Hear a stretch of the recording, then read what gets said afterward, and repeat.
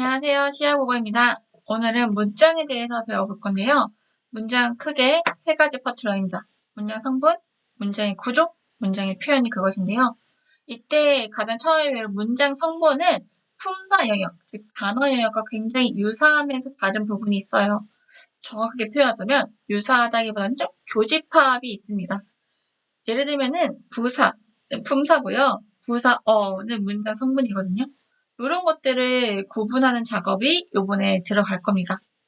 그렇기 때문에 여러분은 지금 부사가 뭔지, 관형사가 뭔지, 서술어, 명사, 동사 이런 개념이 정확하게 잡혀있지 않다면 바로 단어의 강의로 넘어가셔서 단어를 확실하게 배우고 넘어오셔야 돼요. 이 강의를 들을 때 여러분이 부사가 뭐더라? 관형사가 뭐지? 이게 뭐지? 라고 하고 있으면은 이해의 속도가 느리고 자꾸만 오개념 위에 오개념을 덧대는 식이 될 수 있거든요. 그렇기 때문에 지금 단어를 확실하게 구분하지 못하는 학생들은 바로 가서 단어의 강의를 듣고 오세요. 자, 그러면 단어가 확실히 된 학생들만 저랑 같이 문장으로 들어가 볼까요? 자, 문장입니다. 지금 문장의 학습 목표, 문장 성분의 학습 목표 세 가지만 같이 읽어볼게요. 품사와 문장 성분의 차이를 설명할 수 있는지, 문장 안에서 문장 성분을 구분할 수 있는지, 이거 주어고, 이거 서술어고, 목적어고, 부사어고, 이런 것들. 세 번째, 서술어의 자릿수를 설명할 수 있는지. 요 서술어의 자릿수라는 거는, 굉장히 헷갈리는 개념이거든요. 요거까지 한다면은 문장 성분에서 학습 목표는 끝난다 생각하시면 되겠습니다. 자, 문장의 개념과 특성 들어갈게요. 알고 있는 내용은 최대한 여러분이 먼저 채워보세요. 자, 먼저 첫 번째 문장입니다. 생각이나 감정을 완결된 내용. 빈칸에 완결된 내용으로 표현하는 최소의 언어 형식입니다. 구와 절로 이루어져 있어요. 자, 그래서 구와 절이 무엇인지가 조금 궁금하죠. 구와 절이라는 거는 영어에서도 배우지만 문장보다 작은 단위로 이루어지거든요. 자, 한번 같이 가볼게요. 구라는 것은 2개 이상의 절, 띄어쓰기, 덩어리, 절이 모여서 하나의 단어처럼 기능을 하는 것입니다. 주어와 서술의 관계는 당연히 없어요. 절은요, 2개 이상의 어절의 덩어리가 모여서 똑같죠? 구랑. 근데 하나의 의미 단위를 이루어야 됩니다. 의미 단위를 이룬다는 것은 주어와 서술어의 관계가 있다는 것을 의미해요. 그래서 문장 속에 포함됩니다. 당연히 구도 문장 속에 포함이 되겠죠? 세 번째, 문장은요, 의미상 완결된 내용을 가져야 됩니다. 즉, 폰트, 마침표가 찍혀줘야 되고요.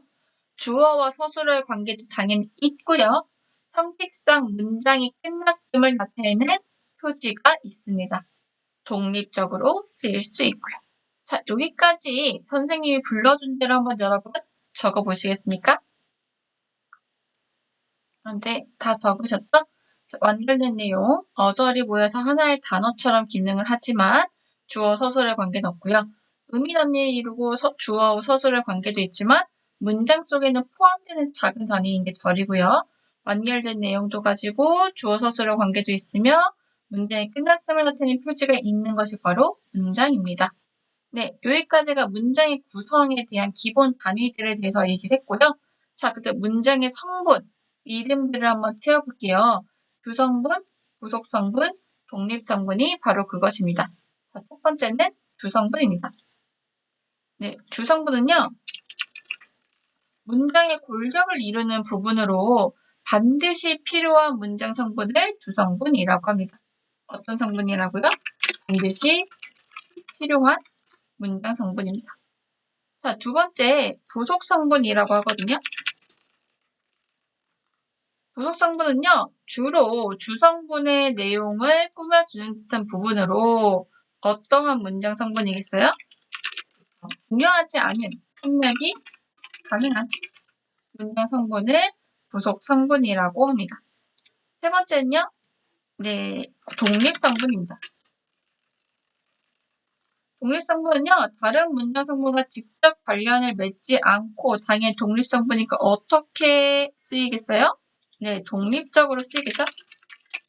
으로 쓰이는 문장 성분은 독립성분이라 합니다. 각각 주성분의 주어, 목적어, 보어, 부속성분의 서술어까지 있고요. 부속성분에는 관형어와 부사어, 독립성분에는 독립어가 있습니다. 아, 진짜? 같이 있어도 되고 없어도 되고 또 관련도 맺지 않는 것들을 우리는 독립어라고 하겠죠. 자, 영어에서 많이 배웠던 주어, 목적어, 서술어 개념 알고 있을 겁니다. 주어, 문장의 몸통이 되는 거, 서술어, 주어 내용을 행동이나 상태를 보충하는 것, 이런 것들이 되겠죠. 네, 자, 밑으로 내려와서요. 자, 불이야. 정말? 이런 것들은 문제일까 아닐까요? 얼마 전에 선생님의 집에 불이 났을 때 불이야! 라고 소리를 쳤잖아요. 그것은 과연 문장일까? 라는 생각을 문득 하게 되었습니다. 네, 한번 여러분 불이야 정말? 이것은 완결된 내용을 가지는지 주어 서술어 관계가 있는지 문장이 끝났음을 나타내는 표제가 있는지 등으로 독립성이 있는지 등으로 문장인지 아닌지를 한번 생각해 보시죠. 네, 불이야 정말은 문장일까 아닐까요? 문장입니다. 답부터 먼저 말씀드리자면 자, 첫 번째, 문장은 형식상 주어와 서술어를 갖출 것을 원칙으로 합니다. 그렇지만 때로는 불이야! 정말? 같이 주어나 서술어 구조가 지켜지지 않는 표현도 문장이라고 합니다. 왜냐하면 발화 상황이나 혹은 문맥을 통해서 생략된 주어나 서술어를 유추할 수 있기 때문입니다. 추측할 수 있기 때문입니다. 자, 그렇기 때문에 불이야! 이거 문장이 맞나? 여기 건물에 불이 났어요! 라고 하지 않아도 불이야! 라고 하는 순간에 어디에 무엇이 어떻게 라는 주어 서술어가 짝짝짝 만들어지죠? 그렇기 때문에 불이 났을 때 이게 올바른 문장이 맞나? 라고 고민하지 마시고 바로 불이야 소리 지르시면 됩니다. 자, 넘어갈게요. 자, 본격적으로 문장의 성분을 표로 한번 정리해 봤습니다. 주성분, 부속성분, 독립성분이 이렇게 생겼고요. 자, 혼문장과 격문장을 한번 볼게요. 이 구조는 마치 단어에서 어근과 어근의 관계, 어근과 접사의 관계와 비슷하다고 저는 생각을 하는데요. 어근과 주어, 어근과 어근, 이 한 개인 경우 혼문장이라고 하죠. 단일어라고 하죠. 어근과 어근 혹은 어근과 접사가 두 개 이상인 경우는 파생어 혹은 합성어라고 얘기를 하잖아요. 그것처럼 격문장이라고 합니다. 마찬가지로 격문장에는 안음, 안긴 문장이 있고요. 이어진 문장이 있어요. 이때 안음, 안긴 문장은 주어와 서술어 관계가 하나 이상 나오는 거겠죠. 그렇게 된 주어와 서술어 이상이 나오는 절의 관계가 총 5개가 있습니다. 국어에는 명사절, 관행절, 부사절, 서술절, 이렇게 총 5개의 절이 존재합니다. 그래서 요거에 대해서 우리가 이어서 공부를 할 거예요. 이어진 문장도 분명 중요해요. 대등하게 이어졌냐, 종속적으로 이어졌냐, 즉 순서를 바꾸면 안 되는 경우, 순서를 바꿔도 괜찮은 경우 이렇게 있는데요.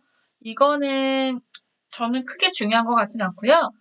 이어진 문장에서 종속적으로 이어진 문장과 부사적, 요거를 구분하는 문제가 정말 고득점 수능이나 내신에서 한 문제씩 나옵니다. 그건 나중에. 자, 일단 갑시다. 자, 아는 문장, 안긴 문장에는 절 5개가 있고 이어진 문장이 있고 자, 그렇다면 혼문장인지 격문장인지 찾으세요 라는 거 뭘 잡으시면 돼요? 주어와 서술어가 몇 개 이상? 2개 이상인지만 잡으시면 됩니다. 자, 갈게요. 주성분, 주어. 주어는요, 서술어의 주체가 되는 문장 성분입니다. 서술어의 주체가 되는 문장 성분으로 체연이 여기에 속하게 되는데요. 체연, 명사, 대명사, 수사. 머릿속에 바로 있으셔야 됩니다. 체계가. 목적어 마찬가지로 서술어의 대상이 되는 문장 성분으로요. 명사, 대명사, 수사가 목적어가 될 수 있습니다. 보어는 되다 아니다 앞에서 서술어를 보완하는 문장 성분 중 이가 앞에 체언 즉 보어 그쵸 요게 되고요. 내가 만능이 아니다. 문장 한번 볼게요. 자, 이때 내가 만능이 아니다. 즉, 내가가 주어가 될 거고요. 아니다 라는 서술어가 와버렸죠? 서술어는 국어에서 P라고 합니다. 서술어가 왔고요. 주어가 뭐예요? 내가죠.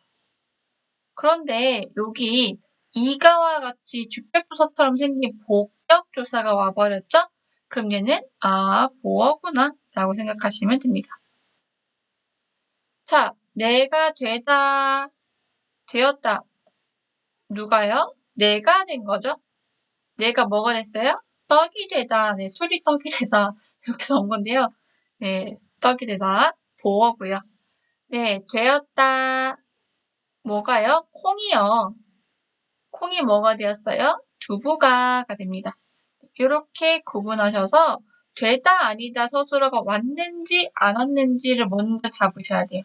그래서 공주들이 보어를 잡는 걸 어려워하는 건요. 되다 아니다. 요것만 보시면 됩니다. 쌤 혹시 예를 들면은 쉽다. 이것도 되다 아니다인가요? 정말 말 그대로 되다와 아니다만 체크하시면 됩니다. 되다가 아니다예요. 뭐뭐가 되고 싶다. 와 같은 건 되고 싶다는 되다가 아니죠. 되다가 있으면 되고요. 그냥 싶다만 있으면 무시하시면 됩니다. 싶다? 무시하시고요. 되고 싶다. 내가 선생이 되고 싶다. 이 경우는 선생이가 보어가 됩니다. 이해되세요? 무조건 되다? 아니다. 만 체크하시면 됩니다. 세 번째 주성분 뭐라 그랬어요? 우리가 자주 하는 서술어죠. 서술어는 주어의 동작, 상태, 성질 등을 나타내는 말로 용언, 다른 말로 동사와 형용사. 관계형 중에서 서술격조 사이 이다. 이거 못하겠네요, 선생. 자, 요런 것들이 붙었을 때 요것도 서술어로 기능을 할 수 있습니다. 그리고 하나 더 넣자면요. 서술절도 서술어로 기능을 할 수 있어요. 요 서술절 얘기는 조금 이따가. 자, 관형어할게요. 관형어는 체언, 명사, 크게 저는 명사만을 얘기하지만 사실 명사, 대명사, 부사를 수식하는 문장 성분이죠. 수식어 중에서 관형사가 있고요. 용언의 관형사형 전성, 어미. 은는 을떡. 이 붙은 경우 세 번째 체언에다가 관형격 조사 의가 붙은 경우 네 번째 체언 단독으로 쓰인 경우가 있습니다. 자, 여기서부터 이제 여러분이 어려워하는 부분에 제가 요거 이렇게 좀 블럭을 쳐놨는데요. 설명을 조금 들어갈게요. 이해가 된 친구들 넘어가셔야 되고 이해가 안 되면 당연히 자세히 듣고 들어가세요. 자, 관형어와 관형사를 구분을 해볼게요. 말하자면 이런 겁니다. 관형사는요. 태어날 때부터 관형어로 기능을 하려고 태어난 애예요. 이런 거죠. 나는 태어날 때부터 선생이 되려고 태어났어. 선생이 될 유전자를 타고났어. 이런 거죠. 그래서 애초부터 관형사는 관형어로 기능할 수밖에 없습니다. 관형사는 관형어로 기능할 수밖에 없어요. 그런데 관형사 말고 다른 애들이 되는 경우도 있죠. 예를 들면 이거네. 나는 교대를 나왔다는 애들아. 교원대를 나왔기 때문에 무조건 나는 선생이 되려고 학교로 간 거야, 대학교를. 나는 관형사 같은 놈이지. 태어날 때부터, 대학을 갈 때부터 교사를 하려고 했던 놈이야. 그런데 이런 친구들도 있지. 종합대에서 복수 전공으로 교직 이수를 했다는 경우가 있을 수 있죠. 혹은 갑자기 대학을 잘 다니다가 나는 선생이 되고 싶은 게 꿈이었어 하면서 갑자기 뭐해? 학교를 옮기는 거죠. 재수나 반수 혹은 편입을 해서 그런 여러 명의 친구들도 선생이 될 수 있죠. 임용고시만 보면요. 그런 게 바로 용언, 체언의 조사가 붙은 애들입니다. 자, 예를 들면은 용언과 체언 애들은 원래부터 관형사는 아니었던 거야. 그런데 다른 애가 붙어서 교직 이수라거나 편입이라거나 재수라거나 이런 식의 다른 수단을 통해서 선생이 된 거예요. 이해되시나요? 그래서 태어날 때부터 관형사, 교직 이수 안 하고 그냥 교대에 간 놈 있고요. 그렇지 않고 다른 식의 방법으로 관형어로 기능을 하는 애들이 있다는 거예요. 그게 바로 용언, 체언의 조사, 체언 혼자서 이겁니다. Anyway, by the way, 얘네들 전부 다 뭘로서 기능을 한다? 관형어로서 기능을 한다는 거죠. 그래서 굳이 얘기를 하자면은 관형어가 사보다 큰 개념이고요. 체언, 용언, 체언 요 세 가지 애들은 묶어가지고 이렇게 표현을 하면 될 것 같고요. 좀 특이한 경우죠. 얘가 원래부터 왕관을 쓰고 있는 애고요. 그리고 어쨌든 얘네 전부 다가 뭘 수식한다는 공통점이 있어요? 그쵸. 체언을 수식한다는 공통점을 가집니다. 요걸 잘 기억해 주시면 될 것 같아요. 자, 다시. 관형사는 원래부터, 관형사는 only 뭐밖에 안 돼? 관형어밖에 안 돼. 자, 그래서 여러분이 궁금해하는 건 가끔씩 쌤, 관형어가 커요? 관형사가 커요? 물어보죠? 이렇게 하시죠. 관형사. 여러분 집합을 배우셨으니까 수학의 집합 원소입니다. 관형어의 원소 중에서 관형사가 있어요. 용언의 관형사형이 있어요. 치언 단독이 있어요. 치언의 조사가 붙은 게 있어요. 이렇게 기억하시면 되고요. 자, 먹다는 동사인데 은는 일전이 붙어서 뭐처럼 보이게 해? 그쵸. 명사를 수식하는 애처럼 보이게 하죠? 그게 바로 관형어처럼 기능해주는 관형 어쩌고 어미겠죠. 용언에는 어미가 붙으니까. 자, 읽더니 뭘 수식해요? 뒤에 있는 책을 수식해요. 이때 읽다라는 것은 동사인데 이 동사가 마치 뭐처럼 보여요?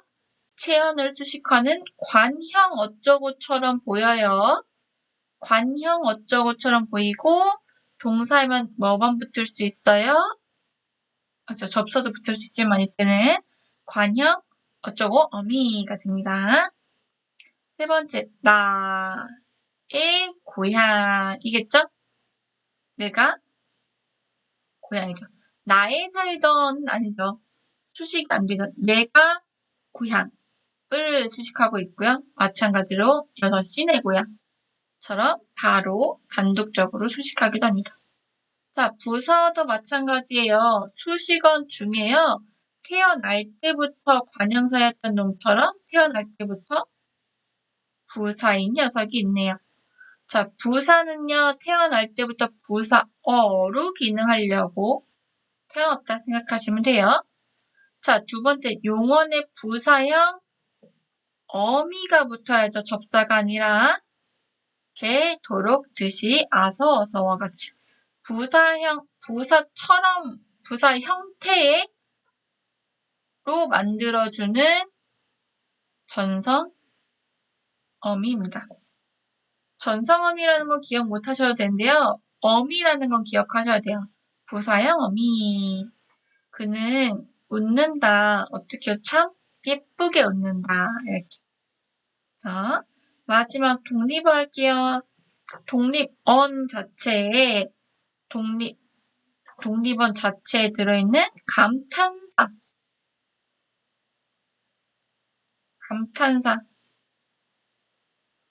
전부 다가 독립어가 될 수밖에 없다. 와, 진짜? 여보세요? 와 같은 감탄사가 있었어요. 기억하셔야 됩니다. 자, 체언에 혹격조사가 붙은 경우도 있죠. 예를 들면은 혹격조사 요거 써보시죠. 이시여, 아야,